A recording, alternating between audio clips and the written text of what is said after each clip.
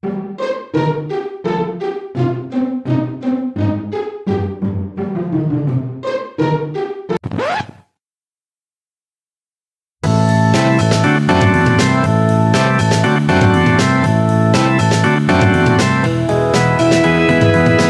and welcome to a brand new year on The Swinging Christies, the podcast about Agatha Christie in the swinging 60s. We are Christie Time. I'm Dr. Mark Aldridge. I'm an agathologist, which means I write and research about Agatha Christie, including my brand new book, Agatha Christie's Marple, Expert on Wickedness, which you can now buy anywhere. And I'm Gray Robert Brown. I'm a writer. I'm a Christie fan. I have broken every single New Year's resolution I have ever made, except for one, which was to make this podcast. Hey. Here we are. And Mark, Yes. Dr. Mark Aldridge, Yes. it's our podiversary. Our podiversary. I mean, it's all I've been thinking about is that it must be our podiversary. We live in this weird sort of time with the podcast, though, because we record them not even always in order, but also quite often before it's released. That time means nothing to me now. That's other than true. the 60s. That's true, because in August, that was a year from when we'd first recorded. Yes. When this goes out in early January, that will be a year from when our first 2 episodes dropped. Yeah.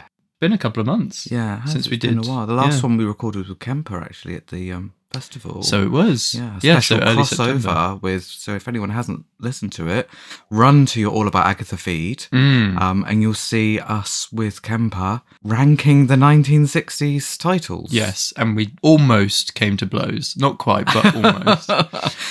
So New Year, do you make New Year's resolutions? Absolutely not. Never. No. Other than to make a podcast, of course. Well, I don't need resolutions because if I want to do something, I'll do it. And if I don't, then I won't. That is the most Mark thing that Mark has ever said in his life. So are you a New Year fan?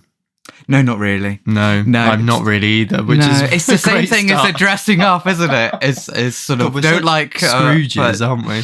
Yeah, fancy dressed. I reread The Adventure of the Christmas Pudding for our Christmas episode, and I noticed that in that Poirot says, "In my country, Christmas, it is for children. The New Year, that is what we celebrate."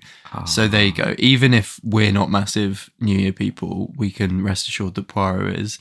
And in fact, Poirot is appearing in a New Year context soon, is he not? Well, yes, Next year. yes. I think Sophie Hannah's next book. Yeah. Done Christmas with Hercule Poirot's Silent Night. Yeah.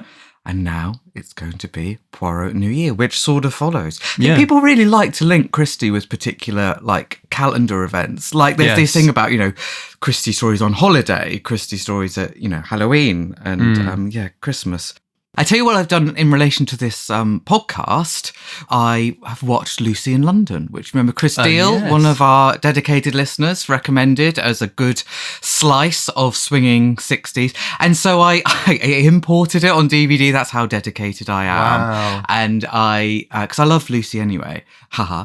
And I was sort of expecting it to be a few shots of London and then like Lucy doing, I don't know, a stand-up or something. Yeah. But it really is Lucille Ball wandering around very swinging 60s London. I thoroughly enjoyed it. Very third girl. It's swinging 60s London, but also a bit grimy. Very real. Slightly but fun. grubby. Slightly Ariadne sat on a bin. Yes. Like slightly, Yes, like in yeah, the yeah. same way but that while Third the Girl peacock has. walks past. Exactly, So it's the glamour but the grime as well, yeah. How about you?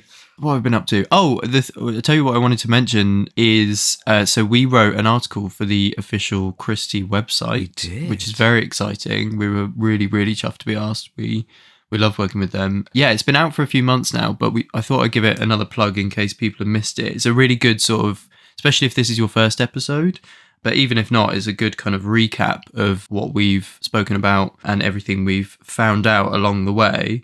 So you can find the article by going to bit.ly/swinging60SAC. See you there. Yes, lovely. Maybe we should also mention that, again, we're recording in the past for the future, but we're going to be back in Torquay in April for the unveiling of the statue. So you were saying about if people perhaps want a little catch up with the key ideas of what Swinging Christies is all about.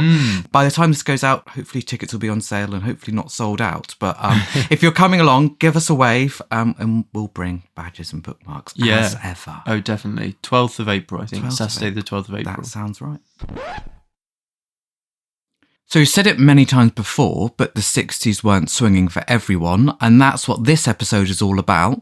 It's revivalism. The fact that we've used before that Dominic Sandbrook cites is this fact that the Sound of Music soundtrack was actually exponentially more popular than the Beatles' Sgt. Pepper. But if you think that that's the only example of 60s pop culture not just being swinging, then you'd be very wrong. I mean, you've got Mary Poppins, the phenomenal success of Mary Poppins, which is like, I've seen it described as a love letter to Victorian children's stories. Yes. You know, the poems of Philip Larkin, there's the Forsyte saga, which is huge on TV. Success, yeah. Dad's Army towards the end of the decade. And people like Alan Bennett. And actually, I was looking at 40 Years On, which is Alan Bennett's first West End play, which is kind of a history of the whole 20th century. And there are these lines, I think these are quoted in Sandbrook. There's a conversation. You could say we're trying to shed the burden of the past. And then the headmaster says, shed it. Why must we shed it? Why not shoulder it? The future comes after the past. Otherwise, it couldn't be the future.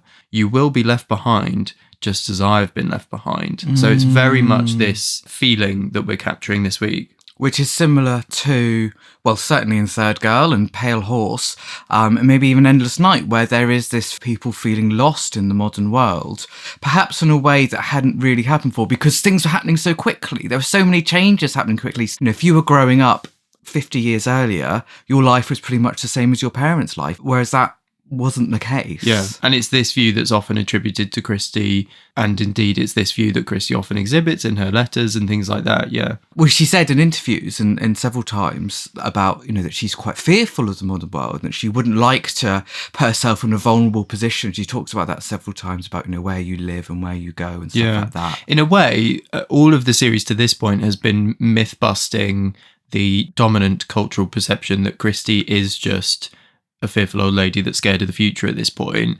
And I guess this episode is sort of offering the counter argument to some ways, which is there are elements of that in her work and there are elements of that in her characterization, which we can directly attribute to similar thoughts that she herself had. So this is sort of bringing the balance, I guess. There's also another feeling which the brilliant book Northern Wind, the David Kynaston history book, talks about at length, which is this feeling, this trend in the 50s that there was this kind of coming together and society-based dogma, things like the formation of the NHS, a slightly more collaborative feeling. Whereas what comes through in the 60s is this individualistic, it was no longer do your bit, it was now do your thing, you know, this kind of putting oneself forward. And we can see that in characters like Michael in Endless Night and David in Third Girl. Yeah. But anyway, all of this births this trend, I guess, in pop culture, which, and I'm quoting Sandbrook again, instead of throwing themselves into the pursuit of futuristic modernity, some artists and designers began to turn back towards Britain's imperial past and self-conscious historical revivalism. Ding, ding, ding. This was partly a commercially driven backlash. Consumers were growing tired of shiny plastic, and in truth, there had always been a healthy market for historical revivalism. But it also reflected a wider reaction against the very idea of modernity. Like the Kinks and the Beatles and plenty of other artists, bored of pop and op, looked to the Victorian and Edwardian eras for inspiration. From the mid-60s onwards, fabric and wallpaper manufacturers began to produce self-consciously revivalist designs. I mean, that's a very visual example, but that's probably the best example. You know, flower power, the flower power aesthetic is essentially William Morris, the Victorian textile designer, his designs repurposed for the modern age. Yes. It's this kind of important reminder that any attempt to summarize the aesthetic or the cultural milieu of an era will always include elements of pop culture that came before. Yeah, I think this is also a really good indication of how you can't treat everyone as if it's one, you know, homogenous mass of people, that different elements of society, because there'll be older people in society who never have moved away from stuff like that, you know, that their parents or grandparents would have kept. Things like furniture and houses that you might live in, the family house still, and that's, you know, the family dining table, that's a family aesthetic, and that you weren't necessarily redecorating in line with fashions ever. Yeah, that was just sort of the look of the house. Definitely. there's also, and the other reason why there might be sort of old-fashioned furniture cluttering our view is this, what comes from this looking back to the past is the trend of kind of thrifting. And I was rereading Pricking of My Thumbs recently. By the pricking of my thumbs sees Tommy and Tuppence return to investigate a mystery at a nursing home from 1968.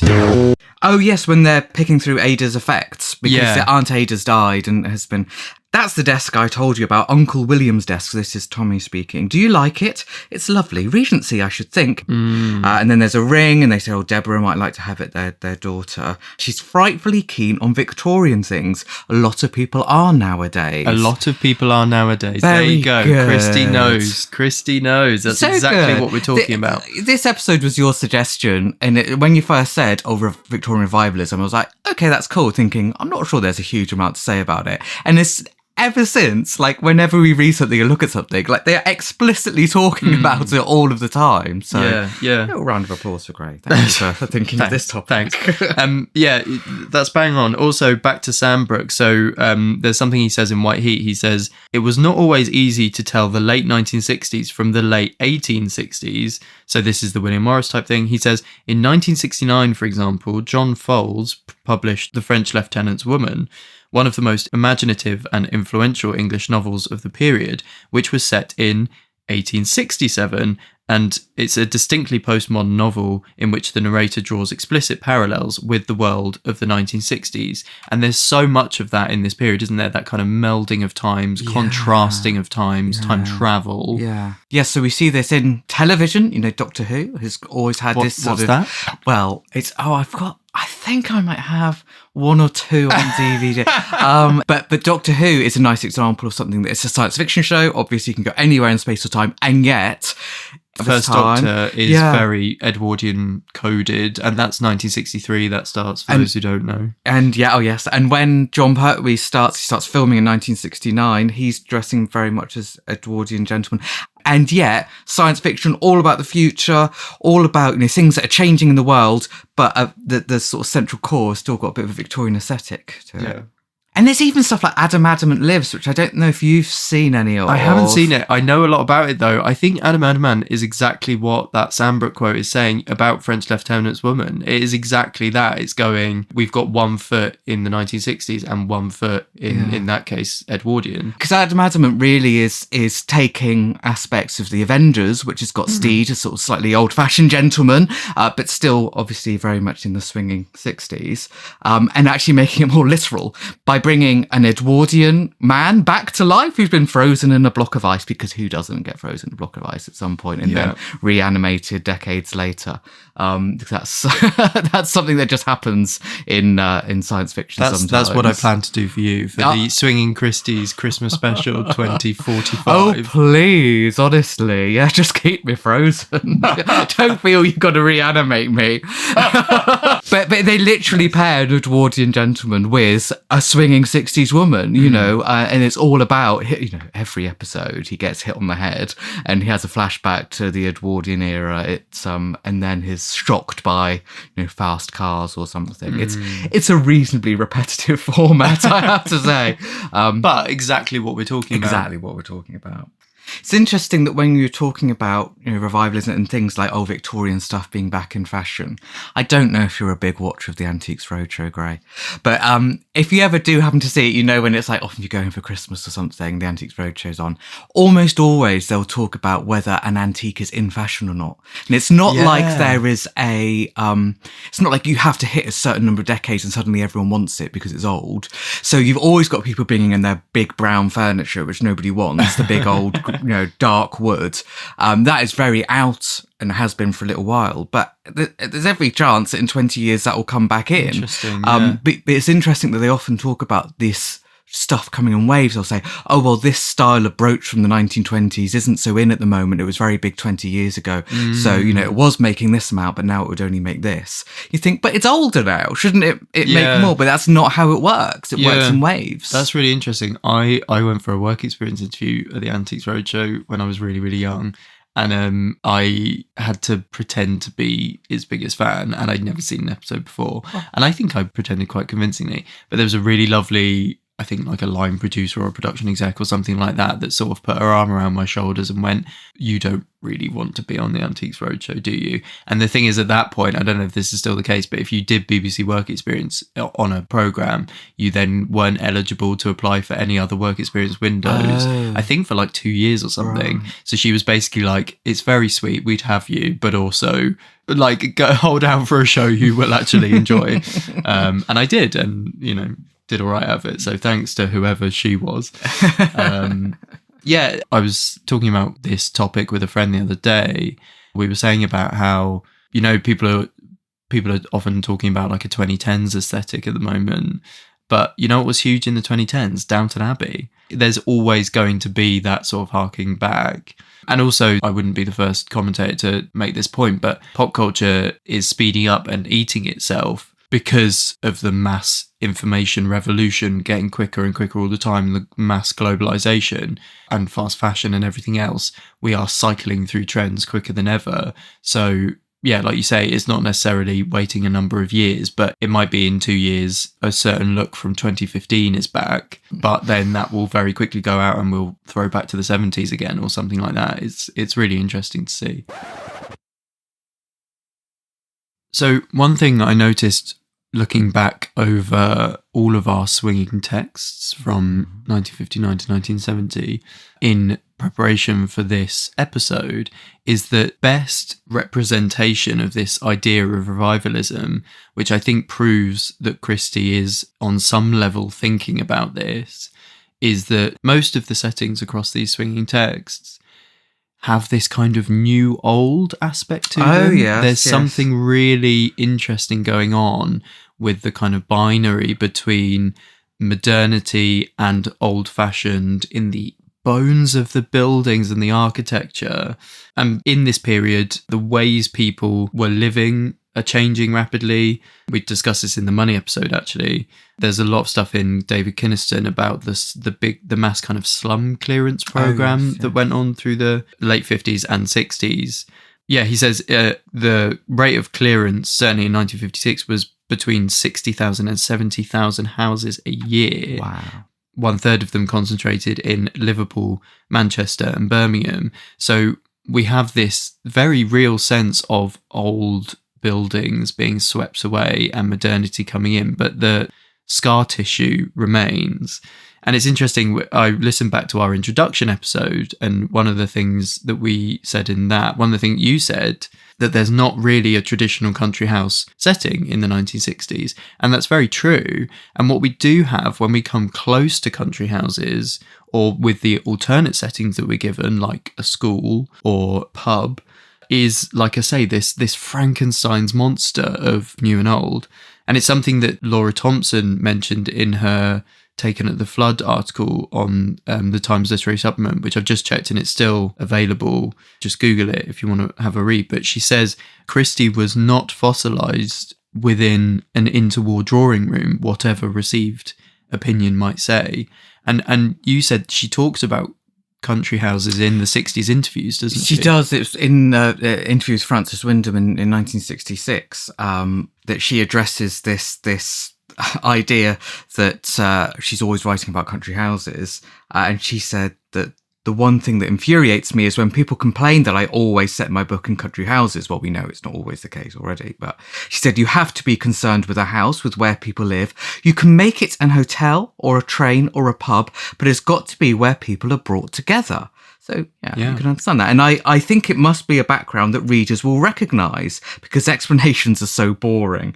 If you set a detective story in, say, a laboratory, I don't think people would enjoy it so much. No, a country house is obviously the best. And it's just like, well, it's just the best. And if you think that I do it a lot, then that's your problem, basically. And she actually points out there, it's almost just like a symbol. It's just something you immediately recognise and you can get the boring stuff out of the way. You can be like, it's a house where everyone's coming together for Christmas, or it's a train and everyone's going somewhere together.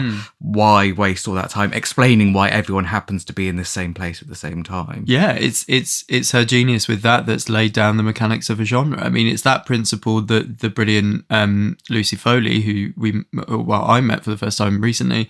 Hi, Lucy, if you're listening. it's the same principle that underpins her books. I love that Christie's laying down the baton there for, if any listeners would like to try their hand at an interesting laboratory set.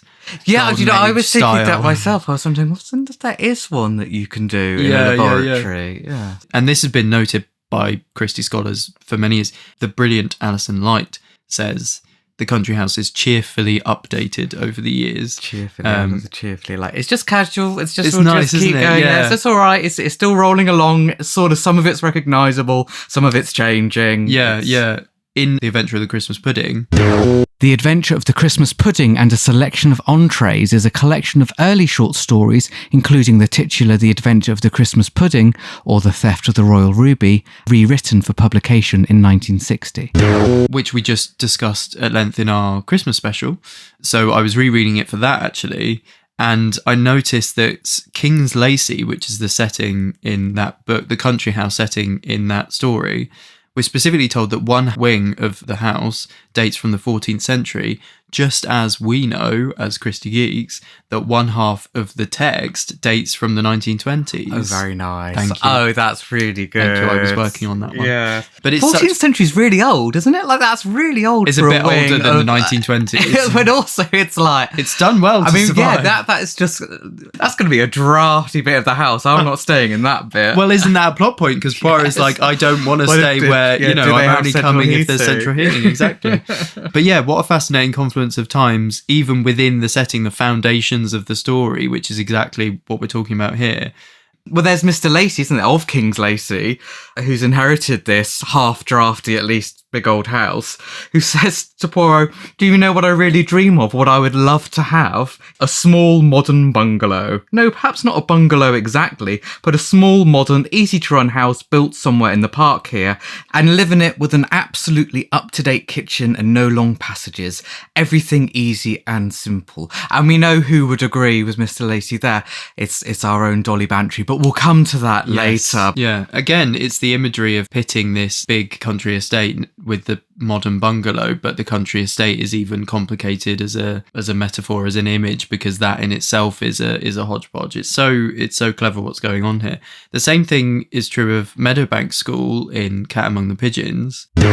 Cat Among the Pigeons is a Poirot novel about the murder of a games mistress at a girls' school from 1959. Which I read in a little book called Agatha Christie's Poirot by Mark Aldridge. I don't know if you... Yeah, he's a difficult one. Oh, I know. I don't mean that. He is famously a nightmare. Very, very difficult. Very publicity shy. He won't speak at events. It's very difficult to get him on a podcast. A wallflower is, I believe, what they call them. Yeah, you said in that the boarding school setting of Cat Among the Pigeons also allows Christie to superficially seem rooted in the established and traditional, while in practice reworking the environment in order to make the novel feel more modern. That's really good. It's a great point, isn't it? Yeah, but it's true. I'm really surprised. Stop it. But it's true. We're told repeatedly that the headmistress, Miss Bulstrode, is full of cosmopolitan aplomb and she's got this modern sensibility, but it's not. She's not the lady of a house. She's the headmistress of a girls' school. We've updated again. And then The Pale Horse. The Pale Horse is a standalone novel that explores mysterious goings-on and unexplained deaths at a countryside inn from 1961. So in The Pale Horse, we have an inn, which already is quite an old-fashioned name, but Pale Horse is a charming old pub, we're told, full of historical interest, and they've done wonders in restoring it, says Mr. Bradley. A half-timbered building, genuine half-timbered, not faked. And Rhoda says, I rather wish it had been left as an inn. It seems somehow rather tame now, because it's been domesticated. It's made it into like a normal place. We've all been in those like restored pubs or those pubs that have converted into flat. Round my way, there's so many former pubs that are now fancy flats, and you have like the original timbers that just sort of stop midway through the room because it's and then it's a girder. Yes. Yeah, and that's exactly what Christie is highlighting over 60 years ago. And I think one of the examples of a modern building being repurposed that's most memorable from this decade is Gossington Hall in The Mirror Cracked. The Mirror Cracked from Side to Side is a Miss Marple novel about a poisoning at a film star's house. It's from 1962, where we're told it's been smartened up. So Gossington Hall was previously owned by Colonel Bantry and Dolly Bantry. Colonel Bantry is now no longer with us, which is why you've got to read Sleeping Murder before Mirror Cracked, because he comes back from the dead. He's in Sleeping Murder. Murder. Yes. So it's much better to place that one early 1940s. Point is, Colonel Bantry is no longer with us. So Dolly, it's not Dolly's house. It was Colonel Bantry's house. So Dolly sells it. They think maybe to Charlie Chaplin originally, but it's Marina Gregg, the Hollywood star, comes in and she smartens it up. No expense spared, said Mrs. Bantry to herself. Jason Rudd, who's Marina's husband, says that the hall is good, solidly built, rather ugly Victorian. This idea of Victorian buildings being ugly comes up in a few times, actually, in different books. This is why I think the young guns are reclaiming a lot of Victorian aesthetic, like the William Morris stuff, like the architecture in the 60s, and saying, no, it's not ugly, it's actually quite cool. But then someone of Dolly Bantry, or dare I say Christie's age, is, to them, that kind of architecture is ugly. There's an interesting layer there. Yes. We last saw this house when it was owned by the Bantrys in The Body in the Library from the early 40s, which was another Marple novel. And as the title suggests, we find a body in the library. It's described in that book. So the library was a room very typical of its owners.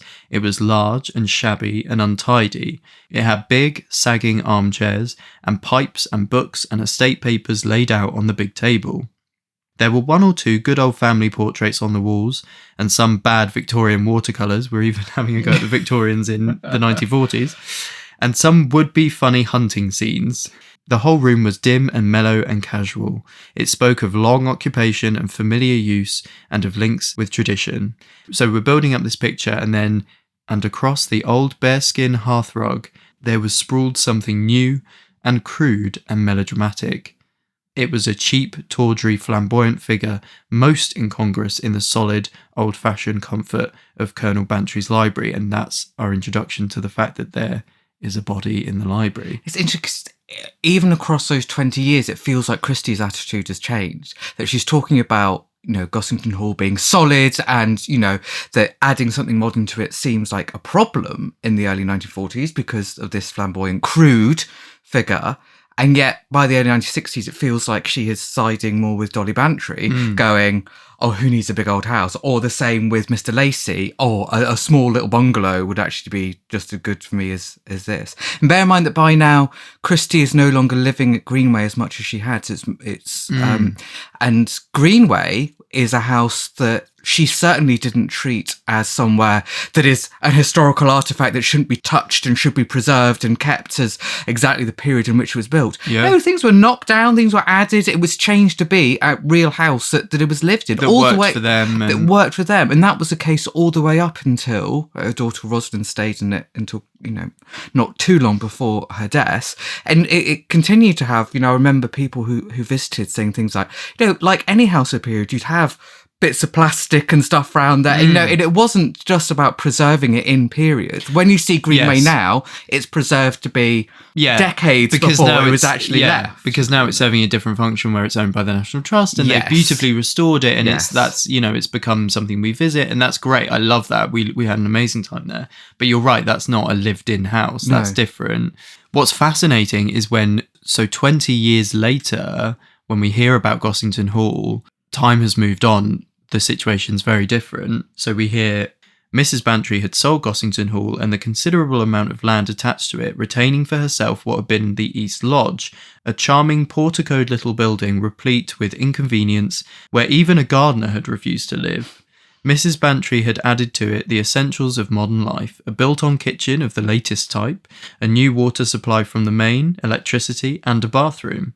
Gossington Hall itself had changed hands once or twice. It had been run as a guest house, failed, and been bought by 4 people who had shared it as 4 roughly divided flats and subsequently quarrelled. Finally, the Ministry of Health had bought it for some obscure purpose for which they eventually did not want it. The Ministry had now resold it, and it was this sale which the 2 friends were discussing. So I'd forgotten that there'd been it changed hands so much. That's the real. Seeing as how often we've read this book, that had sort of slipped my mind. Because we've talked before about how Mrs. Bantry is really okay with Marina's, changes to the house and Marina owning it and it being very much hers. And I guess this is potentially partly why, is that she's come to terms with the idea of it being owned by different people. I mean, it sounds like in that inauspicious list that Marina is actually quite a good owner of it from Dolly's perspective. And like I say, it wasn't really Dolly's house, it was Arthur's house. But what I love, and maybe we'll put a little sound clip in of this, is in the Joan Hickson adaptation where Dolly goes into her lodge that's been newly done up. Oh, I love the smell of fresh paint. They seem to have done very well, Mrs. Hopkins. That's right. Mr. Hopkins kept an eye on them for you. You come and see your new kitchen, Mrs. Bantry. And she's practically squealing at the appliances. She's so excited that you would have anything there that was modern because... Oh, I say, the washing machine. Mr. Hopkins will get that plumbed in tomorrow. Come see the rest. Well, I should feel as if I'm living in the middle of a magazine article. A bit different from the way things were up at the Hall, eh, Mrs. Bantry? I'm quite content. I couldn't have continued there after Arthur died. No, this is just right. You can imagine nobody wants to live in a museum. Well, maybe I want to live in a museum. Normal people don't want to live in a museum. And so you want to be warm, like stuff like that. The old houses, it's tough to keep them warm and it costs a fortune. And you don't want to Poirot at Christmas. You don't want to have to walk half a mile from the kitchen to your living room and all of this sort of stuff. So Dolly asks, I suppose they've done a lot to the house. And I love that it's quite casual. She's not sort of, wants every last detail because, she'll be concerned if they've done this and that. She's just casually asking. And Miss Marple says practically everything. Really, it would have been much simpler and probably cheaper to have pulled it down and built a new house. Well, yes, just ask Michael in Endless Night. Yeah. Bathrooms, I suppose. This obsession with bathrooms, it seems to creep in quite a lot in Agatha Christie. 6 new ones I hear. We know that there's this thing about bathrooms and loos because when Agatha Christie had to give up Greenway during the war, they the military installed an awful lot of loos. Yes. And there was a big thing about she doesn't want however many 14 toilets or something alongside her scullery, and who would have to pay for them to be removed. So clearly multiple bathrooms are still on Agatha Christie's mind. And a palm court. Oh wow, that is posh, isn't What's it? A palm court? Well, I presume a court full of palm trees. Well, I wonder if it's one of the, where you've got sort of a glass ceiling and you can, like a little mini conservatory. Oh, like a sort of orangery. Yeah, maybe. Oh yeah, that's what Google's showing me. Oh, wow, that's very cool. Yeah, and a pool. And they've knocked your husband's study and the library into one to make a music room. So this is fascinating because this is the famous library. This is the library of The Body in the Library. And what I love is how it's just dropped into that description. It's quite incongruous. Is there a better indication of the fact that we are in a new world than the fact that the site of a crime that was so entirely central to a book from the early 1940s doesn't even exist anymore because we've knocked it through? Later, Ella says... she points to the hearthrug and she says, on the hearthrug right there, wasn't it? Nodding towards the fireplace. So yeah, there is that continuity. I find that sent a shiver when I read it, you know? And it's a real reminder of, as often happens when people read these books out of order, as most of us have done, that actually, again, time is passing. Yeah. You're reading this absolutely knowing that it's decades after that. Whether you know your Agatha Christie chronology or not, it's made quite clear that a long time has passed. Yeah. And that this, as you say, is a new world. Speaking of sending a shiver, what's amazing is I noticed just before the death in The Mirror Crept from Side to Side, it does noticeably kind of all sour. So we have this quote, "Suddenly the house felt to Mrs. Bantry old, worn out and highly artificial." Suddenly, in spite of its new gleaming paint, its alterations, it was in essence a tired old Victorian mansion. I was wise to go, thought Mrs. Bantry. Houses are like everything else. There comes a time when they've just had their day. It's been given a facelift. I don't really think it's done it any good. And this is not long before what happens. Whether she means to or not, it's Christie coming in and reminding us that you can be in a new world all you like, but there's still going to be a death here. It's the same world in many ways. And speaking about Body in the Library, I noticed, because I reread that recently for this purpose, there is actually precedence for the development that we see in the 1960s in St Mary Mead in the Body in the Library in the 40s, because Basil Blake's cottage is, we're told, in a new building estate a quarter of a mile on from the village proper. Oh, so it's clearly something she's been thinking about, for a long time. And not to mention, Basil Blake is also a film star like Marina Gregg. So it is almost like she's, sort of ruminating on the ideas that will 20 years later become the Mirror Cracked and the St Mary Mead that we see there. Yeah, we even see this updating in just sort of minor mentions, really, of things like Inch's taxis have changed. Yeah. That we hear about young Inch abandoned horse vehicles for motor cars. And then, although Mr. Bradwell apparently has taken over the taxi firm now, the name Inch's has persevered, because there's this idea that it's always been Inch's. You'll always be the new Inch, whether or not that's your name or not. And that's such a sort of old-fashioned thing, when maids used to be given whatever names the lady of the house fancied giving them. Just because it's easier to always call them Gladys than it was to actually learn new names. And we'll talk about service staff later, actually. That's a good trailer. This idea of old new settings, The Clocks is no exception. The Clocks is a Poirot novel about espionage and an unidentified body from 1963. So with our crescent, which is so important to The Clocks, because we're told that on the other side of the Cavendish Secretarial Bureau were the offices of an old established and old-fashioned coal merchant. Beyond that, again, the original old-fashioned houses had been pulled down and a glittering 3-storey building proclaimed itself as the Orient Cafe and Restaurant. So a bit global, a bit sort of like up-to-date, making it feel modern, but it's still just behind this old-fashioned coal merchant. So there's this real mixture of the old and new. And even, we may have said this in Money, but even the crescent, I'm picturing Edwardian architecture on the crescent itself, and then there's the tower block opposite, the kind of rear windowy tower block opposite that Colin Lamb goes in to investigate. The modern world literally looking down on the old world. We also, in The Clocks, hear that Poirot's flat has been renovated, which I've not really seen discussed in many places, but that's quite significant in terms of, that's a major Poirot, and obviously Poirot, but where he lives is such a major part of the canon. When Colin Lamb goes to see Poirot, he says, "I'm disturbed. I'm much disturbed. They make the renovations, the redecorations, even the structural alteration in these flats." And Colin says, "Won't that improve them?" "It will improve them, yes, but it will be most vexatious to me," Poirot says. "I shall have to disarrange myself," which is quite a nice image as well. Like Poirot will have to disarrange himself whilst the new world sort of arranges itself around him. Then later in Lamb's narrative voice, because part of The Clocks is told to us directly from him, he says, "It had been quite a long time since I had visited Whitehaven Mansions. Some years ago it had been an outstanding building of modern flats. Now there were many other more imposing and even more modern blocks of buildings flanking it on either side. I noted it had recently had a facelift," so he's spotting what Poirot's told him about. "It had been repainted in pale shades of yellow and green." And I may have said this I covered The Clocks on Tea and Murder podcast, but I'll say it again, that once Lamb goes into the flat, he says, "I noted that one bar of the rectangular electric fire glowed red. It was early September, the weather was warm, but Poirot was one of the first men to recognise the autumn chill."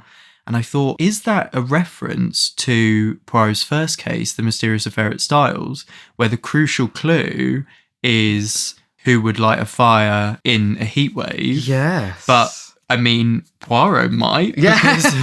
Which is ironic that he noticed that clue, but actually we know from the later books that maybe he feels the cold more in the later books. Maybe older Poirot wouldn't have been put on notice about the clue in Mysterious Affair at Styles quite so readily. There is no swinging text that better exemplifies this idea of the old, new locus of the mystery than Bertram's Hotel. At Bertram's Hotel is a Miss Marple novel set in a London hotel, which is not quite what it seems, from 1965. Pretty much the first introduction we have to Bertram's Hotel in that book is Raymond West, Marple's nephew, saying that he's not even sure if it still exists, that really flags from the off that this is going to be a place out of time, or is it? Although I would say that Raymond is famously wrong, and he's wrong in this case, actually. Yes. It reminded me, there are a couple of times, aren't there, where people say of, I think both Marple and Poirot, like, oh, I thought they were retired, or, oh, yes, I thought they were dead. Yes, yeah. And specifically in these later books as well. This is kind of the setting version of that. Yeah. Well, there is fantastic scene setting in Bertram's Hotel. It's so evocative, lots of the description. And right at the beginning, the opening lines tell us so much. In the heart of the West End, there are many quiet pockets, unknown to almost all but taxi drivers, who traverse them with expert knowledge and arrive triumphantly thereby at Park Lane, Berkeley Square, or South Audley Street. If you turn off an unpretentious street from the park and turn left and right once or twice, you will find yourself in a quiet street with Bertram's Hotel on the right-hand side. Bertram's Hotel has been there a long time. During the war, houses were demolished on the right of it, and a little farther down on the left of it, but Bertram's itself remained unscathed.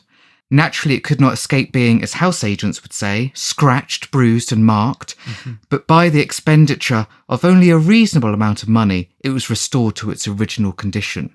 By 1955, it looked precisely as it had looked in 1939, dignified, unostentatious and quietly expensive. Isn't that interesting? That's exactly what we were talking about in terms of somewhere like the National Trust preserving Greenway. Yes. It's exactly this idea. So just rolling back the time a little bit to its peak, rather than saying, oh, this is what I was built. Yeah. Absolutely. Also, is she in an inches car? I'd like to know. And the other thing that I thought was, although Christie is not there talking about the 50s and 60s slum clearance, that was all over the news. So it's interesting that she's thinking about demolition at this point as well. It also struck me, just reading it out then, as to how much it brought to mind the opening of The Haunting of Hill House, Shirley Jackson, which is all about describing the history of a house and sort of making it like enough for you to describe about where it sort of is. And, you know, that thing about you turn left to right once, but also that thing about the atmosphere and talking about it like it's a character, which it very much is. That's a great comparison. I love Shirley Jackson, as you know. Yes, so she goes on to say, there had, of course, been many other hotels on the model of Bertram's. Some still existed, but nearly all had felt the wind of change. They had had necessarily to modernise themselves, to cater for a different clientele. Bertram's, too, had had to change, but it had been done so cleverly that it was not at all apparent at the first casual glance. That's telling us a lot. If you read that properly, Bertram's has changed, but it's not immediately obvious how it's changed. And by the time we get to the end of the story, we know. Christie's doing what she always does so cleverly, which is hiding the clue in plain sight. Yeah. And then we go inside. So inside, if this was the first time you had visited Bertram's, you felt almost with alarm that you had re-entered a vanished world. Time had gone back. You were in Edwardian England once more. Revivalism. There was, of course, central heating, but it was not apparent. As there had always been, in the big central lounge, there were two magnificent coal fires. Beside them, big brass coal scuttles shone in the way they used to shine when Edwardian housemaids polished them.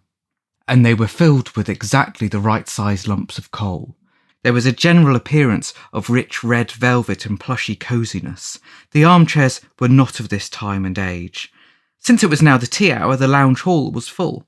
2 writing rooms where you could take a special friend and have a cosy little gossip in a quiet corner, and even write a letter as well if you wanted to. Besides these amenities of the Edwardian age, there were other retreats, not in any way publicised, but known to those who wanted them. Doesn't that sum up what we do on this podcast? To a little cosy writing room where you could take a special friend and have a little gossip in a quiet corner. That's literally what we do.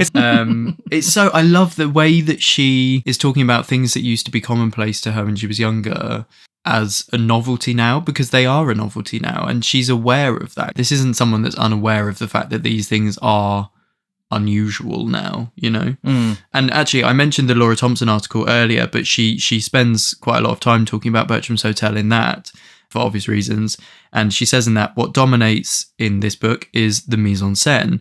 She puts it better than I could, so I'm just going to read this. Outside Bertram's, London was starting gently to swing. Within that dark-panelled interior, it is preserved in an aspect that began to set during the reign of Edward VII and gelled at some indeterminate time between the two world wars.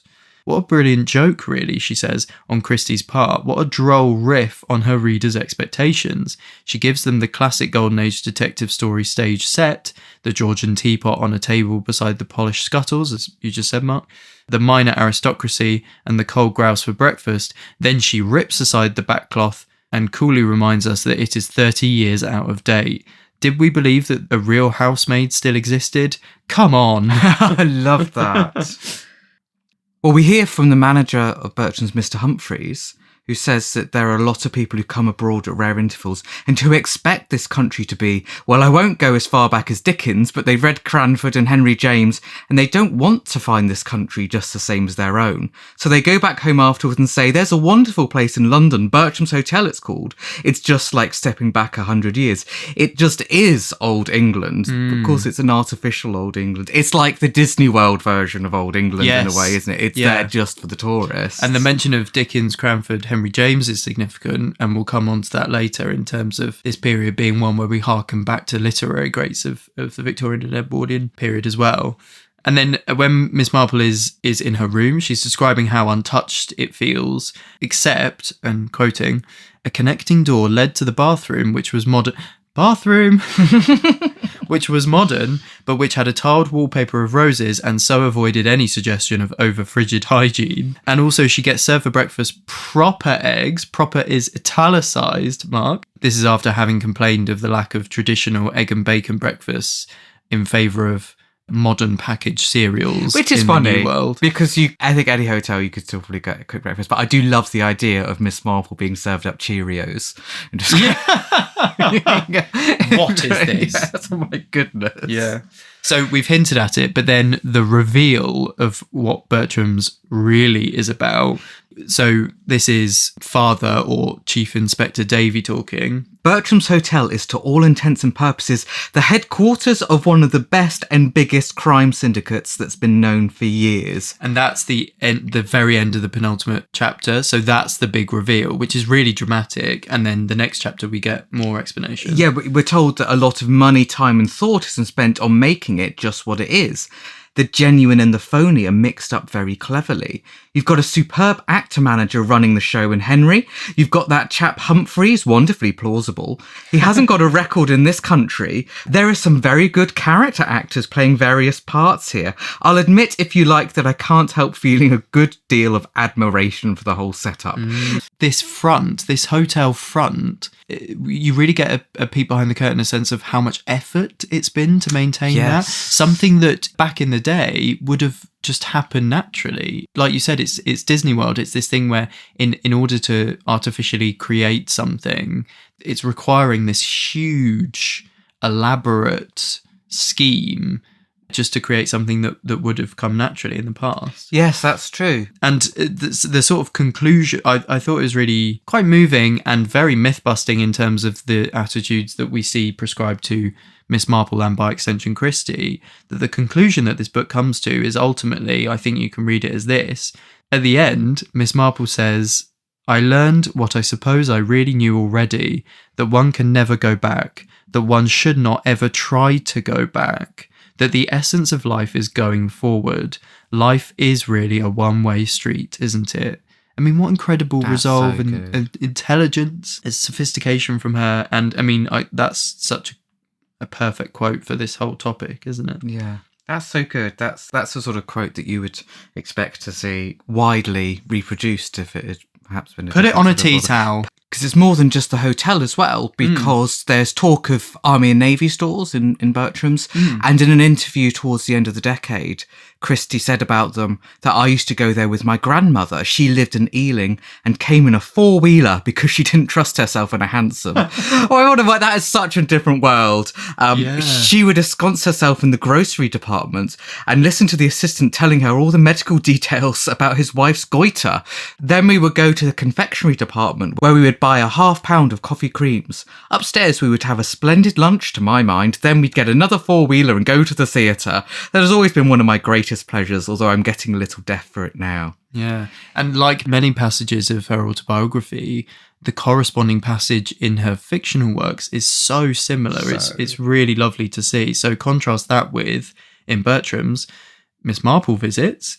The Army and Navy Stores had been a haunt of Miss Marple's aunt in days long gone. It was not, of course, quite the same nowadays. Miss Marple cast her thoughts back to Aunt Helen seeking out her own special man in the grocery department. And then later, of course, the Army and Navy Stores had had a good many facelifts since those days. That using facelift again as the metaphor for changing aesthetic. In fact, it was now quite unrecognisable from the old times. It was gayer and much brighter. Miss Marple, though throwing a kindly and indulgent smile at the past, did not object to the amenities of the present.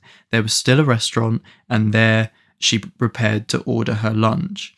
And the other thing, of course, that's significant about the Army and Navy Stores is that originally, I mean, they became really just department stores, but originally the intention was that they would provide supplies for those in the Army and Navy, funnily enough, but also military families. Right. And in this period, in the 60s, one of the best indications of revivalism, I guess, is the repurposing. Kids would go into charity shops, basically, and get old military uniforms and repurpose them, like military jackets and things like that, to look like Beatles, and repurpose them, refashion them, and that was, bang on trend.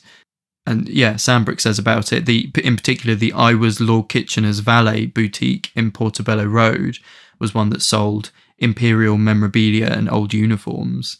So yeah. Just quickly, Third Girl. Third Girl is a Poirot novel set in swinging London about a young woman who thinks she may have committed a murder, from 1966. The mansion block, and you asked me to try and see if there was a description of it, because I was like, I'd imagined it to be one sort of thing, which actually is not how it's described. It's described as being like Wormwood Scrubs. Yeah. And when I Googled, because I thought Wormwood Scrubs sort of had this almost like medieval-esque sort of, with a, and that is what it is. So clearly Gothic. That is, Gothic. Victorian Gothic. Yes, Victorian Gothic. But that's how it's described, that this mansion block is like that.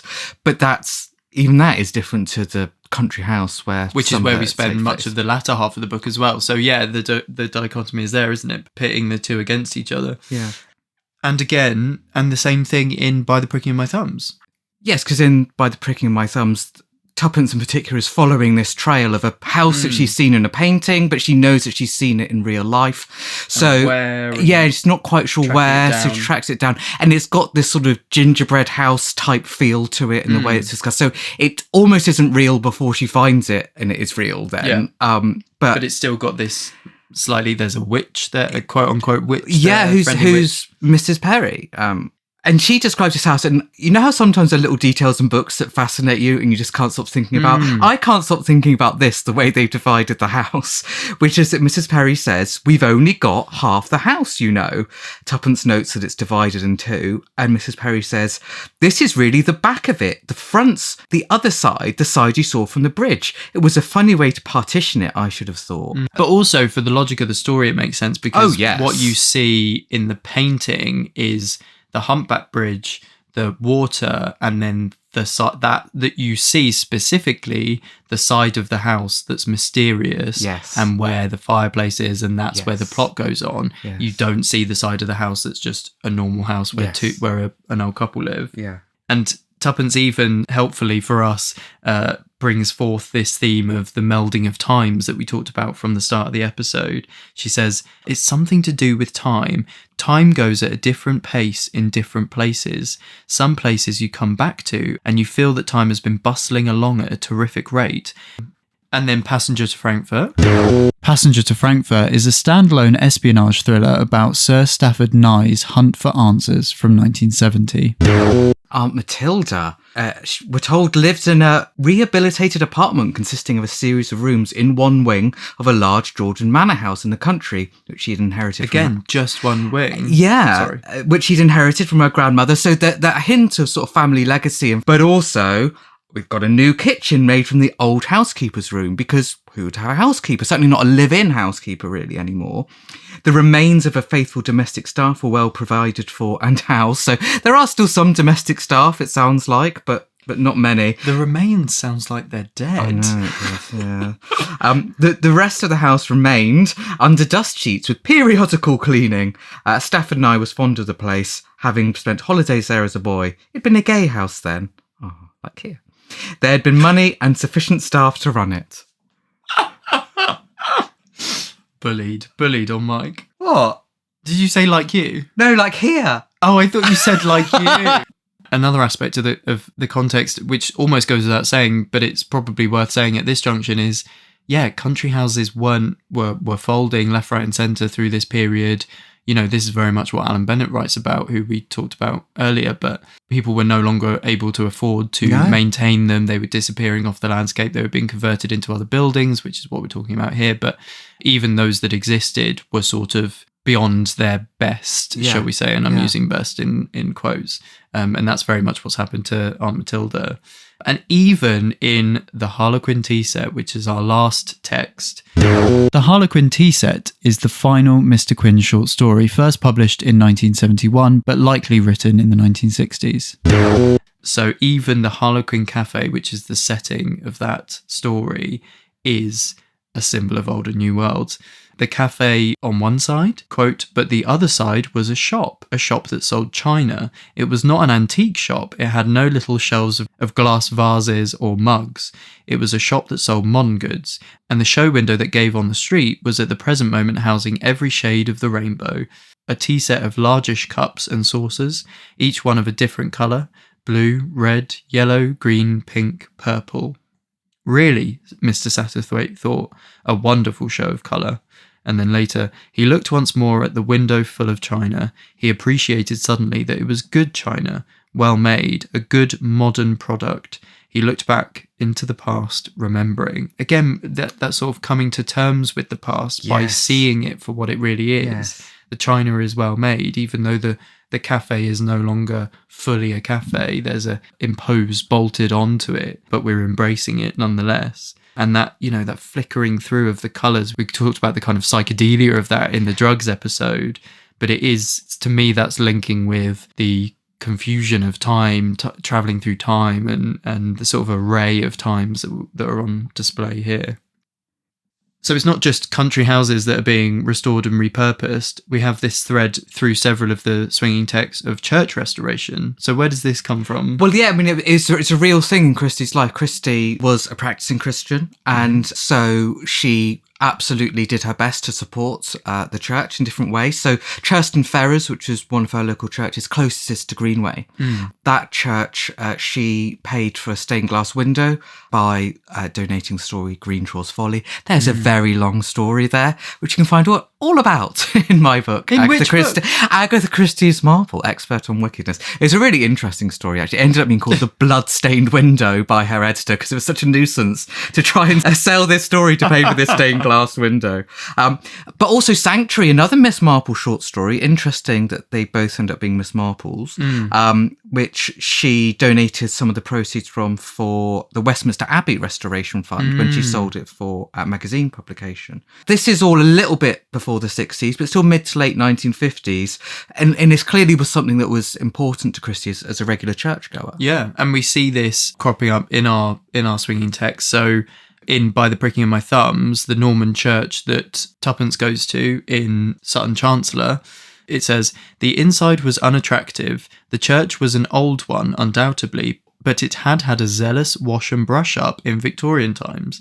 Its flaring red and blue glass windows had ruined any antique charm it had once possessed. Again, this idea that Victoriana is somehow ugly, but of course, church restoration very much on Christie's mind. Yeah, well, in the Harlequin tea set, nobody's ruined our church yet by restoring it. The idea that actually you should keep, maybe churches should stay as they are. So in terms of old and new world, there's also this sense of the next generation of Christie characters kind of coming forth in the latter half of her canon. So we talked about how Inspector Craddock is a big part of the Mirrorcraft from Side to Side, and he is the godson of Henry Clithering from St Mary Mead, who is at the fore in several earlier titles. I think it's significant that Christie appears through the 50s, but I think it's significant that Christie releases a book featuring Craddock, or starring Craddock, really, in 62, the year after his first film appearance, obviously Murder, She Said, in 61. And more examples of kind of later skewing and earlier skewing characters. We've got Mr. Robinson and Mr. Goby, and even Ariadne Oliver, all their appearances tend to be weighted towards the latter half of Christie's prolific career. Not exclusively, obviously Ariadne Oliver first appears in the 30s, but they appear more often towards the end, and they're more focused there than, say, earlier skewing characters like, Hastings, like Japp, like Miss Lemon, and indeed Superintendent Battle.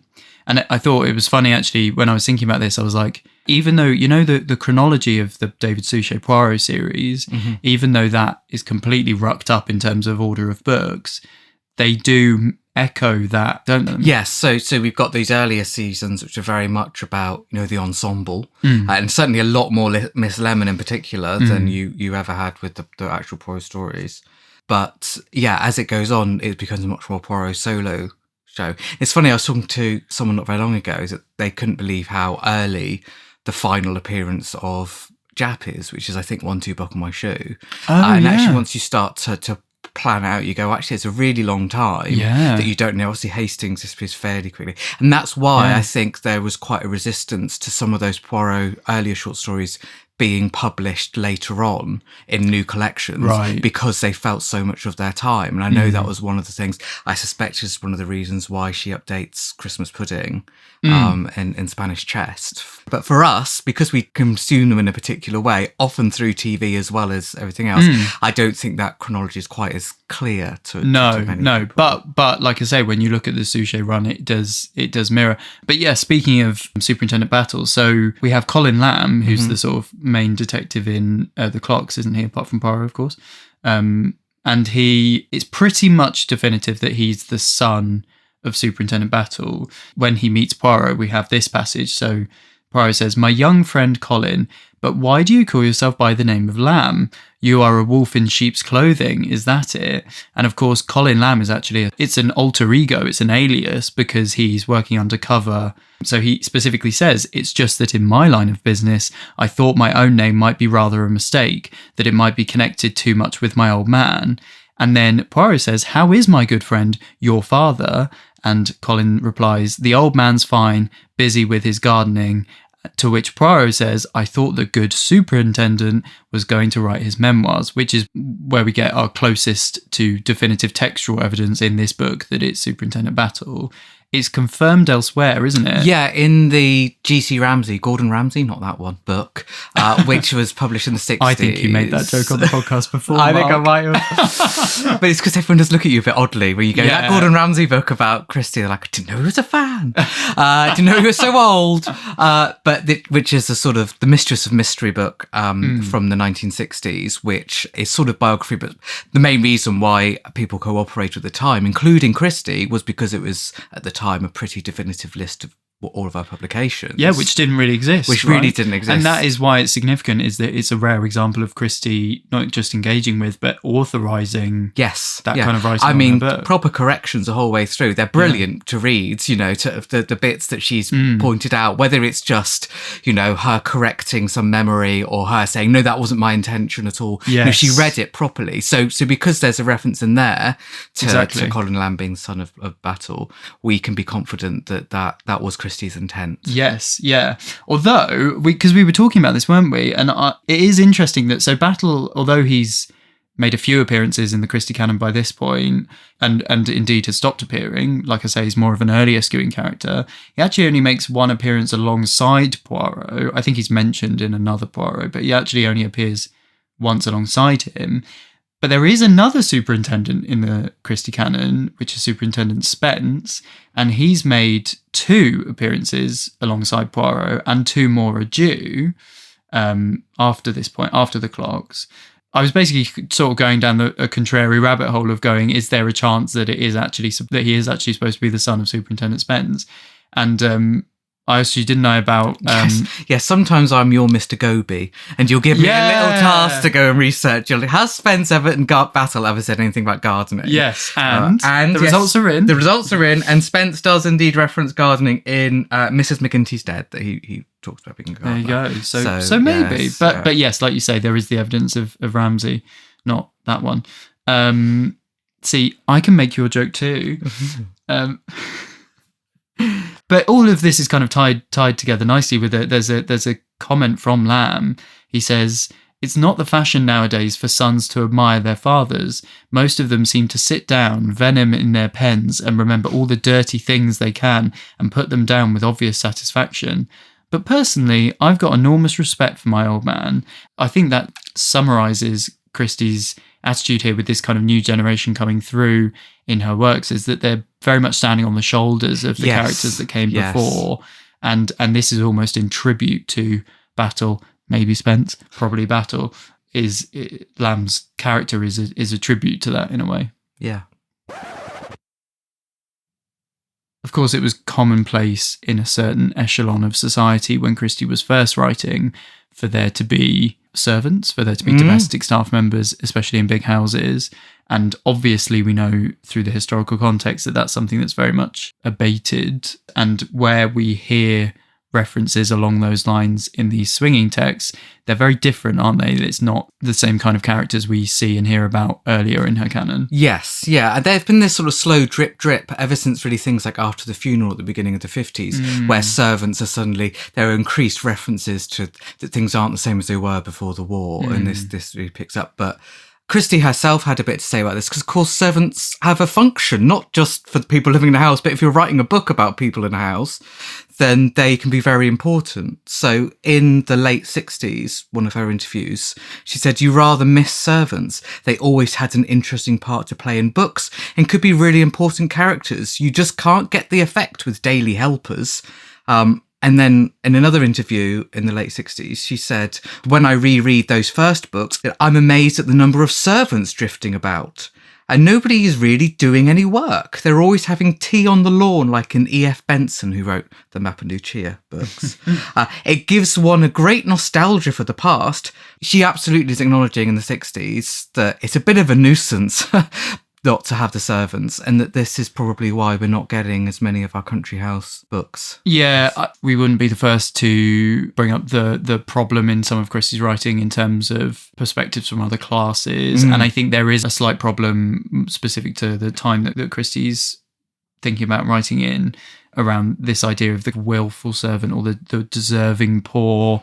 You know, often servants are depicted as kind of quite happy with their lot. Yeah, grateful for the situation. Yes, which is not, as we know, the reality. It's that thing I remember when Downton Abbey, again, was flying high, and one of the main criticisms was that slightly Tory kind of perspective on it, where, all the servants were kind of happy-go-lucky, and when in reality, you know, in many ways their lives were difficult, or certainly more difficult than the lives of, for example, Lady Mary. So yeah, that is something to caveat. But we get interesting points around this through most of our titles.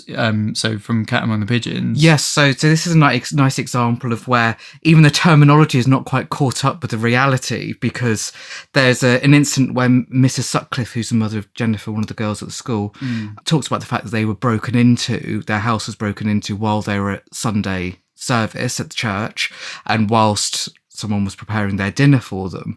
And it's described by, I think, the police as kitchen staff. And Mrs. Sutcliffe says, "How beautifully grand kitchen staff sounds. So different from what it really is. Old Mrs. Ellis, who is quite deaf and can hardly stand up, and that half-witted daughter of the Bardwells who comes in to help on Sunday mornings." So kitchen staff actually just means a couple of, people who aren't even professionals for that. But that's what Christie's saying in that interview about ad hoc helpers almost, rather than like professional full-time round-the-clock service, which is what is very much from a bygone era, isn't it? Yeah, where they were really part of the household rather than hired staff. Yeah, although again, that is slightly idealising that relationship, but yeah, completely.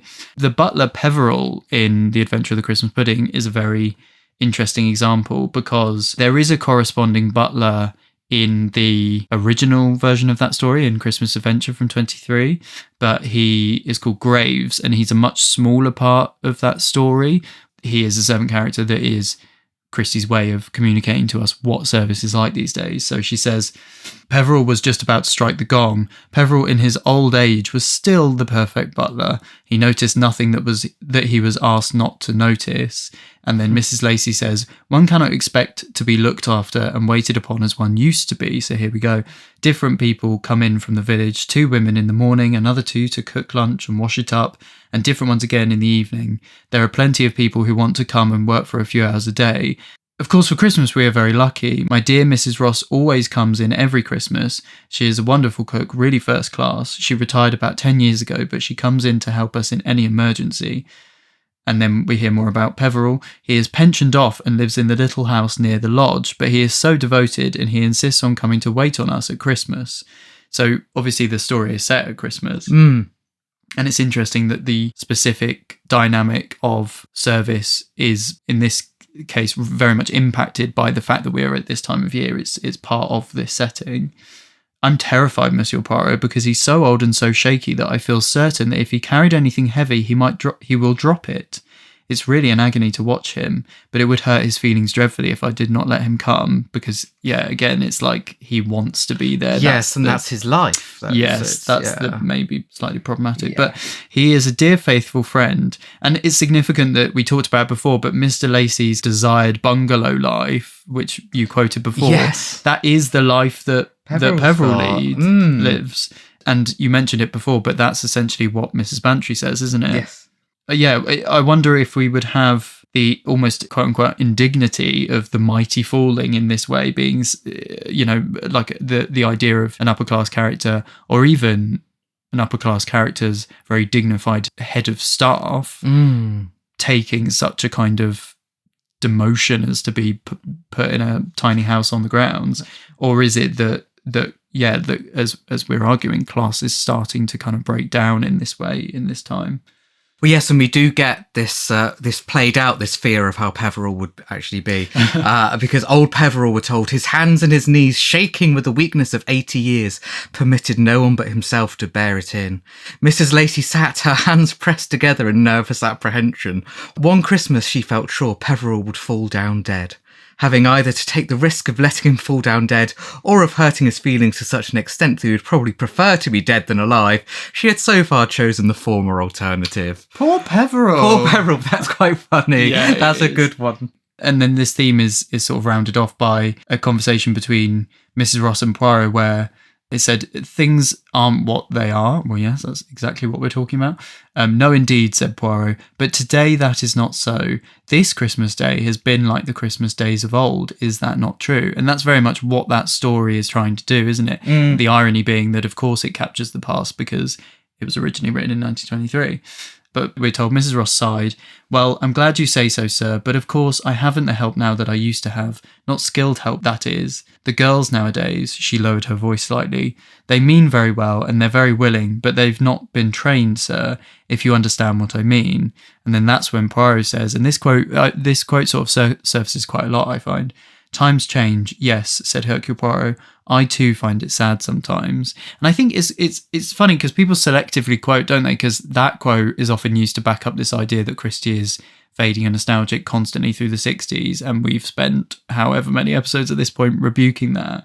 But it's interesting that actually, if you look at it in context, he's specifically talking about Mrs. Ross not being able to get staff that are trained. It's not meant necessarily to be an all-encompassing statement about everything about modernity. And we've seen in other books in the 60s that Poirot is much more understanding or embracing of other aspects of modernity.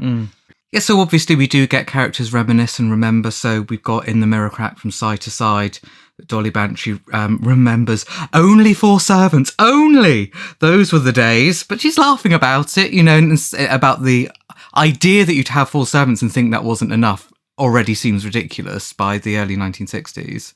And similarly, that old Boar character that we've talked about before, Sir Josiah Penn in By the Pricking of My Thumbs, he talks about this as well, doesn't he? Well, he does, yes, but he also talks about that, again, that weird status between servants and the employers. That I think Christie talks about in her autobiography as well, that people like housekeepers and nannies and cooks weren't necessarily pushovers. They ruled their part of the house, and they didn't want interference. Quite right. And that's what Sir Josiah says, that because he says he stays out of the house and goes to things like official meetings because he gets bullied at home. He says, bullied, Beresford, he's talking to Tommy here, bullied by my housekeeper, bullied by my gardener. He's an elderly Scot and he won't so much as let me touch my own peaches. What a world. I love that. And another reference in Passengers to Frankfurt. Someone who's had a real legacy of being in service in different ways. That Horace, we're told, was once a groom, then a coachman, had survived as a chauffeur, and apparently was still surviving. He must be at least 80, which was, of course, Agatha's age at the time. But so yeah, that's somebody who has gone from horse-drawn. Inches Taxis, that really takes us through that runs the gamut of the 20th century, doesn't it? I like the way that Christie's talking about that character as if she isn't as old as that character is. Do you know what I mean? It's kind of that young at heart thing. I mean, good for her. But there are a few times in these later books where she talks about how old people are and they're younger than her. Like, it's a real disconnect. I think. Even, that Answers for the Italian Publisher about Passenger to Frankfurt, where she was really adamant that Aunt Matilda is not her. Even that, there's a bit of a sense of like, oh, I'm not Aunt Matilda. No. And people, readers are going, oh, that's definitely Christie. But I like the idea that she's like, no, I'm not. Don't look at me, darling. So a significant part of revivalism is about harking back to great things of the past, the literary establishment, should we say? Yeah, certainly the great literary figures of the past, perhaps more so than sudden, brightly burning, writers perhaps, or artists of the present day. And we definitely see that with Agatha Christie's books of our swinging era, don't we? That there's lots of references back to the past. Shakespeare is, this isn't a new 60s thing, but it's worth mentioning that Shakespeare is still consistently referred to by Christie during the 1960s. Pale Horse in particular, but Cat Among the Pigeons, By the Prick of My Thumbs, Macbeth there for all three of those, and for By the Pricking of My Thumbs. Well, it's the title, isn't it? By the Pricking of My Thumbs. But also, she should have died hereafter. There's quite a lengthy discussion of that. Yeah, there is. Because you can tell Christie really likes that idea that it's like a deterministic idea of like when someone should die, and the use of the word hereafter, which by this point, especially now, is very much out of date, is kind of playing with time there, which is exactly what we're talking about this episode. Yeah, and then in Halloween Party, I think actually probably my favourite... Is it my favourite quote? I think it might be my favourite quote that we found doing this project, Mark. And that is when Poirot says, "There is always a brave new world, but only, for very special people, the lucky ones, the ones who carry the making of that world within themselves," which is just such a lovely notion, I think, really beautiful. But also, Brave New World, I mean, I've already quoted it before earlier in this episode, but that is, of course, a famous quote from The Tempest. And also, I think it's significant that the 60s were no exception in terms of Shakespeare being remixed and revived and re-examined. And the biggest way in which that happens in this decade is Rosencrantz and Guildenstern, the Tom Stoppard play towards the end of the decade, which is a sideways look at Hamlet. And, what is The Pale Horse if not a sideways look at Macbeth? I think the same re-examining, reappropriating Shakespeare, you could arguably say that's as evident in Christie's work as it is in someone like Stoppard's. And then Tennyson, the Victorian poet, is where we get the title of The Mirror from Side to Side. It's from The Lady of Shalott. And it's even quoted specifically in the text, isn't it? And it's called out in the book. The title refers to the frozen look that Marina Gregg has at the party, which is one of the kind of crucial clues. Mrs. Bantry says to Miss Marple, "Do you remember the Lady of Shalott? The mirror cracked from side to side. The doom has come upon me," cried the Lady of Shalott. And she says, people laugh at Tennyson these days, but the Lady of Shalott always thrilled me when I was young, and it still does. And I mean, I would counter that. I don't think people do laugh at Tennyson in the 60s. I think he's one of those figures that they hold up. But also it's funny that she misquotes it because it's "the curse has come upon me," cried. I wonder if that, in a way, is there an argument to make that that's almost a clue, because it's not a curse, it's a doomed look. Do you know what I mean? Yeah, it was definitely pointed out to Christie that it was misquoted. And she said it's deliberate. She said, Dolly has misquoted it. Yeah. That is deliberate. Well, yeah, because it's not a cursed look that Marina Gregg is giving in that moment.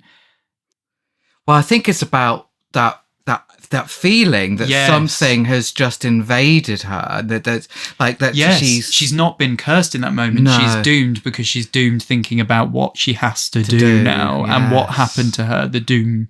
And Jane Austen, love Jane Austen. Bertram, Edward Bertram, is one of the protagonists of Mansfield Park. Oh. I wouldn't be surprised. Well, we know that Christie was a Jane Austen fan. I did some digging, and there's a 1903 American edition of Pride and Prejudice in the Greenway Library. And you said she specifically mentions loving Jane Austen in Sixties interview, doesn't she? Yes, she does, yes.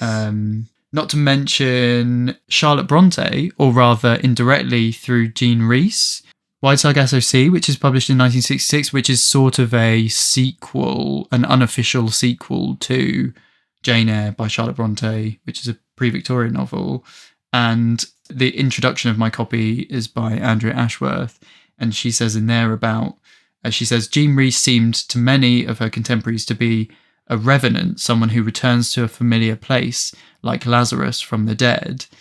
I mean, that is in many ways this idea of revivalism, isn't it? This idea of looking back. And it's interesting because Jean Rhys was actually widely thought to be dead. She hadn't published for many years, and there was sort of a joke in the press that she was long gone, and she hadn't published a book since 1939, I think. And she sort of reappeared, but with this amazing kind of bastion of times gone by, and she's sort of been resurrected in 1966, but via the world of the distant past. Not to mention the fact that a revenant, someone who returns to a familiar place, like Lazarus returning from the dead, you could easily apply that interpretation to Christie's work. But perhaps most significantly, I know exactly what you're thinking, Mark, is Dickens. Dickens, yeah. So in the 60s, we have the stage musical Oliver, which debuts right at the start of the decade, 1960. And then the film version premieres in 68, and it goes on to win 7 Oscars in 1969. And Christie's a big Dickens fan, isn't she? Big Dickens fan, yeah. Once you start to look for Dickens references, it never really ends, because I'm still spotting them now as I'm going through other books.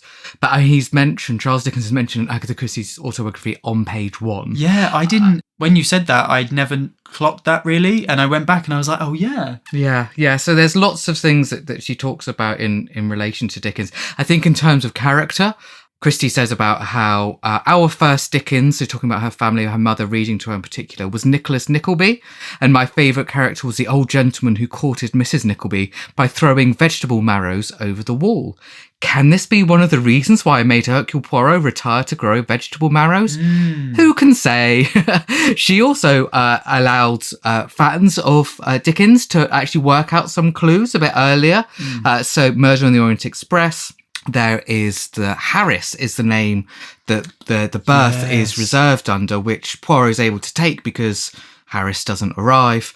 And Poirot says, I read my Dickens, Monsieur Harris, he will not arrive. This is a reference to Martin Chuzzlewit, obviously a Dickens book, in which there's a character called Mrs. Gamp, who's always conversing with this unseen person called Mrs. Harris, who's widely believed to be a phantom.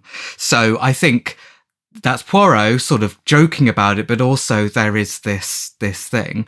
Someone pointed out to me that at least one of the adaptations misunderstands that line and says, I read my Dickens as in, I've got my Dickens book here, I'll just sit down and relax it. That's so literal. That's so funny. She did tell one of her interviewers in the 1960s that I was brought up on Dickens, always loved him and hated Thackeray. I've never read any Thackeray, so I can't offer an opinion there. With Dickens, you can never really tell where the story is going. Hello, Endless Night. I always feel with him he got awfully tired of his characters and dragged in more, but the new ones were just as wonderful. Bleak House is my favourite, such a good plot. I once tried to write a film version. Well, it's funny you should mention, because Yes, so leads us on brilliantly to Bleak House by Agatha Christie. Bleak House is an unproduced adaptation of the Dickens novel by the same name, written around 1962. Which is not widely spoken about, but you wrote a brilliant article a couple of years ago using that Poirot quote from Murder of the Orient Express. It's called I Read My Dickens, Agatha Christie's unproduced film adaptation of Bleak House. And we're using that extensively in this section. That's accessible to people now, isn't it? It's now open access. It was written for a journal, but after 18 months, it gets open access. You can just Google it, you can find it. We'll put a link up, I'm sure. She was writing it the same sort of time that she was writing The Mirror Cracked from Side to Side, because that was finished by April 1962. And this is why that's significant. And of course, that's all about a film star. She's Yes. very much, her head is very much in that world Yes. in this year, isn't it? Yes. Nice point. I'll go back and add that to my article. Yes. Yes. Yeah. So how did Christie writing a film adaptation of Bleak House come about? So this is a byproduct of the MGM deal, which led to the Margaret Rutherford movies. And basically, Larry Bachman, who was the producer of those films at MGM, he and Christie had a conversation about what she might like to do for the film, for working in film. And she'd said that she was interested in maybe doing Bleak House. So, and what? Because obviously, spoiler, sorry, it was never made. But what do we have left behind? What are we working with here? Quite a lot. I mean, she got paid, which is quite significant. That's how far it got, was that she got a proper payment for it. There are 2 script drafts, 2 extensive treatments. One of the treatments is, I think, 78 pages long or something like that. So that's not even like a script. That's just outlining what she wanted to do. I'm trying to think. It's not quite written as a script, is it? Or it's sort of... It's very quite uniquely written. Yeah, it's very dialogue heavy. There's a lot of dialogue. There are little bits of atmosphere. She's very good about the fog. There's a really nice bit about like the fog clearing to see Bleak House, I think, at the first time. Yes, the fog, which we spoke about extensively in our Armageddon episode. We did. Because that's a big feature of Christie's thrillers generally. Yeah. And occasionally there are references to the camera sweeping through the courtroom early on with the Jarndyce case, which goes all the way through, Bleak House, or is the backbone of it. But really very, very dialogue heavy and very long. So yeah, one of the drafts would be about 5 hours long if you'd made it. So she did say, "I know this is too long." Yes, but it really, really was. And so, in terms of time frame, we're looking. I think you said what we have was initially completed in May 1962, so it's early in the decade. Yes. I'm quoting your article, but you said this would give Christie the opportunity to demonstrate how she felt films could handle treasured novels. And there's definitely a sense you're picking up there, obviously, that in the year after Murder, She Said, in the middle of her relationship with MGM, she's almost offering a bit of a blueprint for like, this is how you adapt faithfully and carefully and with reverence and love for the source material.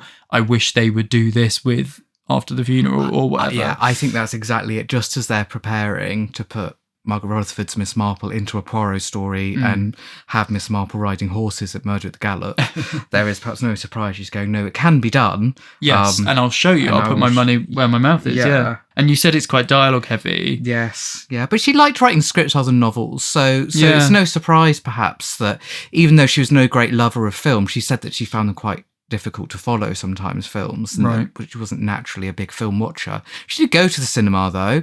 There's plenty that she may well have been inspired by, and I suspect she would have seen David Lean's Great Expectations, because if she was going to see anything, she'd see that. And so who wouldn't think, I could do that for exactly. Such I could do film. that for Bleak House. Yeah, completely. We've said it, many people have said it, that Christie's dialogue is fantastic. It does really capture the way that people talk often, and it does dominate a lot of books. And sometimes that's used as a criticism of the later books, that a lot of the later books are dialogue heavy, and obviously there's a balance to strike, and maybe she exceeds it sometimes, but I love dialogue. I love reading her dialogue. And there's very much, so for those who don't know Bleak House, the story is very wide reaching. There are lots of strands, but it's all broadly tied together with the thread of a confusing inheritance plot, a court case called Jarndyce versus Jarndyce. But there is famously a strand of it which is a mystery, and that's why Bleak House, and specifically the detective character in there, is often credited with one of the early formative texts of what we now know to be the crime fiction genre. So it makes a lot of sense that Christie would love Bleak House, but also want to spotlight it, essentially. And that's exactly what was in the agreement, by the way, in the letters about it. Oh, is it? It was that, Larry Bachman actually said to her, so I guess or in their conversations, it was quite clear that she was going to emphasise the mystery element. Yeah, which indeed she did. So you say in your article, there are more clues threaded in, aren't there? Like when Nemo appears to recognise the young Esther, which you say establishes some intrigue that will become important to the rest of the story. It's focusing on moments like that. Yeah. Whereas those moments sort of do exist in the book, but it's so long and so broad in its focus that they maybe get a bit more lost, that she's really pulling the mystery thread out first and foremost. And you say, as Christie said a few years later, with Dickens, you can never really tell where the story is going. And you say, this mystery is eventually resolved in the last 20 pages of the script. As I said before, Inspector Bucket visits Celesta Dedlock, who owns Bleak House, with his wife, and the maid Hortense, and reveals the truth. This is Patricia Mader and Nicholas Spornick, I think you're going to quote from, who wrote in the early 80s, before the TV show, a book called Murder, She Wrote, which was a critical analysis of Agatha Christie. Well, there you go. Well, yes, they point out that Bucket and also Christie's Poirot are seen assembling implicated personae in one room, then slowly, by revealing the sequence of events in the correct light, they unveil the identity of the murderer. And then back to you say, although Bleak House may not have had the full selection of suspects on display, this is certainly along the same principle as the detective reveals the solution in upper-class domestic surroundings in the presence of those most affected by the case. So she understood. It's not like she was averse to making significant changes, no. but she was reshaping it for a different form, but not completely rethinking it, which is what a lot of the MGM films were doing with her books. Yeah. The thing I found most interesting about your research around this was this idea that it wasn't a secret. No, right? it was announced. A murder is announced. Yeah, there were mentions in the trade press. And the bit I love is that you say that Dorothy Olding, so Christie's American agent at this point, notices one of these articles, doesn't she? And she sends a cutting to the British agent, Edmund Cork, and says, what gives Agatha bored these days? But yeah, and they're clearly thinking along the lines that a modern publisher would thinking even 60 years ago, because there was the idea, right, that they could potentially publish the screenplay and play in like a nice gift edition. Yes, which obviously sadly didn't happen. Because the plan was, by September 62, so a few months after the latest draft, Bachman and MGM were talking about making it the following spring, so spring 1963, but sort of did that thing of almost ghosting her. But by February 63, things seem to have moved on to a potentially different Dickens production, because Lawrence Bachman suggested that Christie might complete The Mystery of Edwin Drood, which is famously an unfinished novel by Dickens, which could then become the basis of a film. Yeah, which also didn't happen, which I'm devastated about because, as you know, and as several listeners I'm sure know, that was my into Christie scholarship. Was I wrote my undergrad dissertation on detective-y final words, all that Said late style stuff that I love, and I compared and contrasted The Mystery of Edwin Drood with Curtain and the last Dennis Potter TV dramas. But there is actually so much to say in terms of Dickens' formation of what then becomes Christie's, the tentpoles that hold Christie's writing up, and a lot of influences in things like Bleak House and Edwin Drood in novels like Curtain.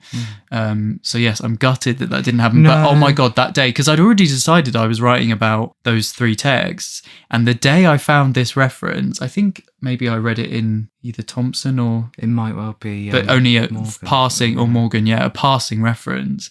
And I was like, oh my God, that's perfect. Yeah. That's exactly what I'm talking about.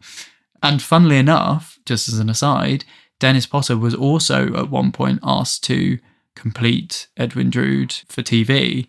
which also would have been great for my project and also provided another link. It seems like everyone at some point has either been asked to or has had a stab at completing Edward Drood. Well, yeah, I mean, Edmund Cork actually calls it an old suggestion. So Yes. they've even brought up that old suggestion of you. Yeah. And he says to her, you don't even have to write it as a screenplay. You could just do an outline and that they could base it on that. But no one's very enthusiastic by this idea. No. And so then that's it, really, which is quite sad because that's when the relationship with MGM really disintegrates. We're drifting, sailing closer to Murder Ahoy by this point. So I see what you did there.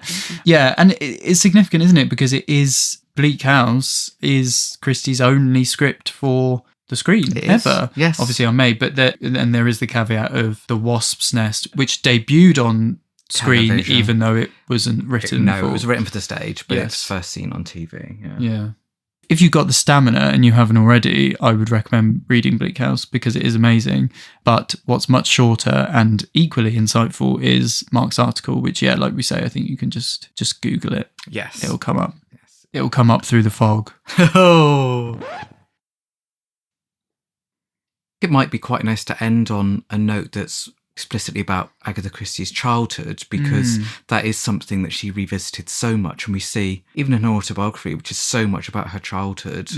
Laura Thompson's biography of Christie said how all her life Agatha was in love with her own childhood, which is a lovely way of talking about it, because it's not true of everybody. Christie's own beloved house, Ashfield, which she adored, was knocked down and replaced by a block of flats in the 1960s. And when talking about Ashfield, Christie refers to the brave monkey puzzle. It sits in, no matter what happens, this brave monkey puzzle that goes through time and sort of stayed there for a long, long time after even Ashfield. And if you don't know what I mean by monkey puzzle... Well, I did. When the first times I read that, I thought it was like, you know, those outside garden games? Yeah, like where you would chess like... or something. Oh, I thought... in like concrete. I think like where you could swing from like those wooden... That's monkey bars. Yeah. I fell off the monkey bars and broke my arm when I was 6 in America. A monkey puzzle, by the way, if you don't know, is the name of a tree, or a monkey puzzler. She actually knew that it was up for sale, that she had been asked by someone, I think a local resident, whether she was going to consider saving it, going in and buying it. And she did speak to her agent and various people about it, but the point was, well, what would you do with it? She wasn't ever going to really live there. But she felt very sad about that. There is a blue plaque just outside on the stone, so you can see where it was in Torquay. There's a beautiful quote in her autobiography, and again, this really just completely evocatively demonstrates what we've been talking about. She says, "And there you are again, remembering. I remember the house where I was born. I go back to that, always in my mind. Ashfield. When I dream, I hardly ever dream of Greenway or Winterbrook." So that's her holiday home and her Wallingford home. "It is always Ashfield." And it made me think of Last Night I Dreamt of Manderley again. Yeah. That beautiful and iconic opening to Daphne du Maurier's Rebecca. It's really beautifully told. Thompson says that Christie cried like a child when Ashfield was sold. And the equally beautiful and quite renowned Brave Monkey Puzzle sort of quote, which we're just going to give in full because it's so lovely, and it's a nice note to end this discussion of revivalism on harking back to the past appropriately. So Christie goes to see what's there now after Ashfield's been demolished. She says, "There was nothing that could even stir a memory. They were the meanest, shoddiest little houses I had ever seen. None of the great trees remained. The ash trees in the wood had gone. The remains of the big beech tree, the Wellingtonia, the pines, the elms that bordered the kitchen garden, the dark ilex. I could not even determine in my mind where the house had stood.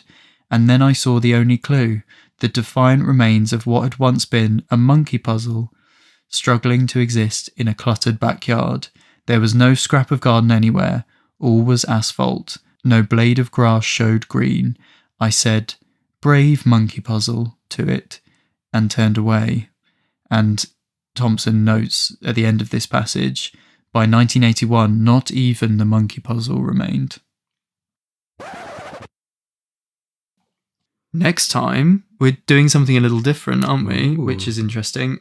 It's dropping very soon, so do keep your eyes peeled and stay subscribed to the feed and keep an eye on our socials, which are... Yes, so our new Blue Sky account, we're at christietime.bsky.social. We're also on Instagram and X at christie_time, although we are increasingly moving away from X. So if you want to follow us, Insta and Blue Sky, and indeed our website, christietime.com, are the best places to find us. Yep. You can email us at theswingingchristies@gmail.com.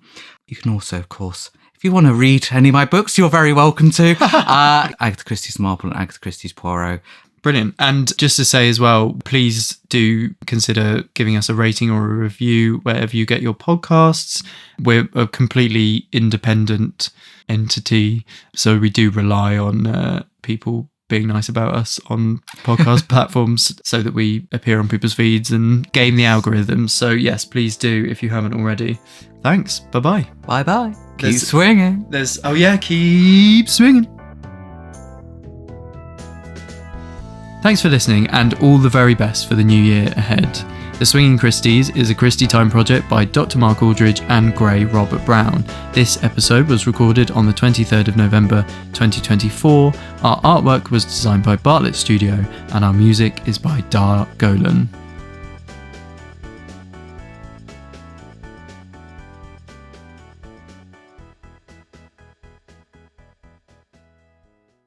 Absolutely. That's very me, actually. I don't look back. I'm not, for someone who's very into history, I'm not nostalgic. I'm not one of those people who sits around and chats, oh, do you remember when? Such and such. No. Oh, I don't look at old photos. But we do watch a lot of old telly. Yeah. And from before our time, I think, and I don't know if this is talked about really, but for me, it's like, and for you, because we weren't alive when Blake 7 was on, but it feels nostalgic. Yeah. Do you know what I mean? Yeah. But it's almost like nostalgic, secondhand nostalgia. Yeah. Is there anything worse than when people do a quiz and say, oh, that's before my time? You go, well, of course it is. That's what general knowledge is. Yeah. It's not just about your life experiences. Otherwise, it wouldn't be a quiz, was it? That's great. Like, there's a question about, like, the pyramids, and someone's like, oh, that's before my time. I couldn't possibly know that. Read a book. That could be a code. That's a very good code. Hello, it's Mark here. Just a quick note to say there's a play version of Sixties Christie, The Mirror Cracked from Side to Side, which is playing at the Tower Theatre in London very soon, between 8th and 18th of January 2025. And it's directed by a friend of the podcast, Dan. So hi, Dan. Just search Mirror Crack Tower Theatre for tickets and info. I'm going. Can't wait.